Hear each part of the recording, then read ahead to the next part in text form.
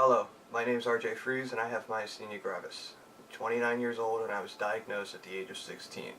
Ever since then, it's had a complete hold over my life.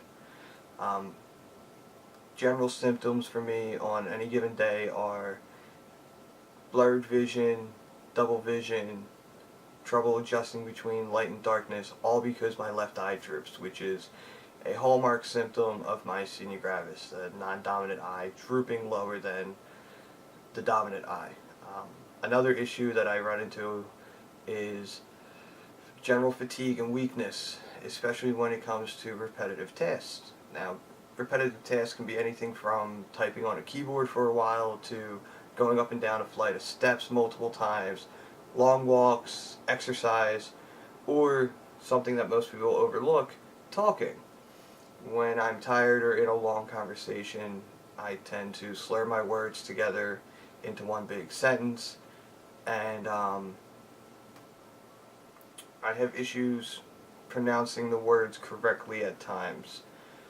Um, when things get bad and the MG flares up for various reasons, um, my legs get weak, they don't respond right away, my left knee tends to buckle underneath my own body weight, and depending on how long it takes for us to get the flare up under control depends on what happens next. My arms get weak, my neck gets weak, so my head flops about. Um, Doing simple things like trying to play the guitar is pretty much out of the question anymore, or even video games. I have issues with video games, so kind of stinks when you have a lot of free time when you can't do a lot of the hobbies that you used to have. Um, Flare-ups happen because of triggers most of the time. For everybody, it's a different situation, but my triggers include heat, getting sick, or stress. Stress is a difficult thing to manage, and it goes both ways. I can get really excited about something and feel the MG kicking in, or I can get very upset about something and the MG will flare up completely. Um, it's a downward spiral, though, because you're constantly worried about getting stressed too much that you stress yourself out about getting stressed. So I try to be very relaxed, but there's certain things in one's life that it's hard to deal with, like the simple fact that I was 16 when I got diagnosed. I'm 29 now, so I had to drop out of college. I've lost several good job opportunities because of medical issues. Um, it's basically made my life extremely difficult, and I still live at home.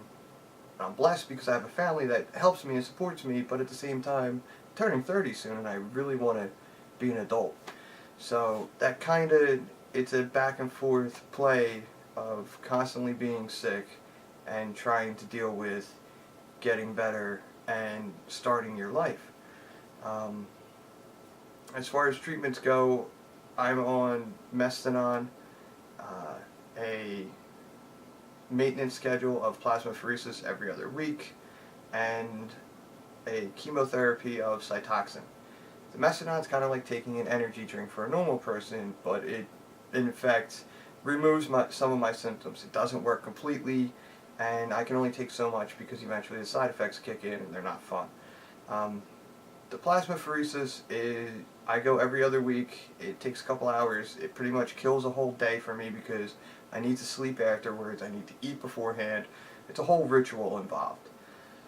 Um, the downside is plasmapheresis uses very large needles, and I have very tiny veins. So I've had grafts and fistulas installed. They've all failed. Multiple surgeries. I think I'm up to close to 50 surgeries at this point now. I'm on my third permacath for plasmapheresis because it keeps failing. So things are difficult for me at this point, but the Cytoxan could force remission, and if it does, I could be normal, I could be better, and I can just have a later start to my life. But if it doesn't, I can still install one more graft for the plasmapheresis, but eventually I'm going to run out of room for grafts and various other applications, so I'm going to have to come to a point in my life where I don't need plasmapheresis anymore, and that may never come. So as far as the prognosis goes, I'm always going to have myasthenia gravis unless the current medication kicks in. I don't really like to think about the future because we go back to the stress issue. I've already had 2 thymectomies, which makes me a once-in-a-generation patient, because the thymus gland grew back after they removed it when I was 16. They removed it again at 26. Um, but other than that, I get up every day and I fight, and I try to get through the day and through the week, and I'm blessed to have a family that helps me and a group of friends that are constantly there for me, whether it's on the phone or in the hospital or at my house.